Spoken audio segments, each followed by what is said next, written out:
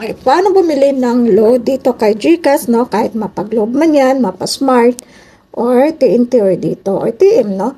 Okay, so ituturo sa inyo sa video nito, step by steps. Napakadali lang, no? So, una, dito tayo sa ating pinaka-dashboard ng ating GCash account, no? So, dito. So, makikita nyo na agad yung load. Ayan, sa harapan nyo. So, click nyo yan. Okay? Okay. So, magpapaload tayo ngayon ng Globe. Ano yung Gusar? Okay. Pwede din regular. Okay, so pipiliin po natin dito yung mobile. Dito sa may categories, ayan. So, click natin yan. Okay, so dito makikita nyo na, no, kung smart kayo, Globe, or TM, or TNT. So, dito, meron din Gumo. Dito, ayan. So, Globe ang ating pipiliin. Kasi Globe ako. Ayan. So, lagay nyo lang dito yung tamang number. Tapos, mag-next lang tayo. So, next tayo. Ganun lang siya, no? Kadali. Okay, so dito, maraming pwedeng pagpipilian, no? So, meron just for you. So, ayan, dalawa. Tapos, dito naman, best deals. Ayan. So, dito yung mga Gusar, Go Extra 99.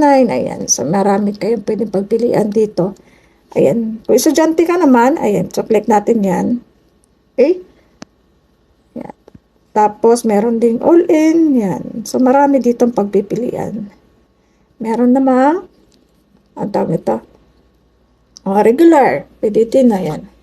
So, pili lang kayo dito, no? So, ang iaano ko ay, dito. So, ang pipiliin ko ay dito. So, Go 9, Go Plus 99 with Go Share. So, click ko lang yan. Ayan. So, buy now.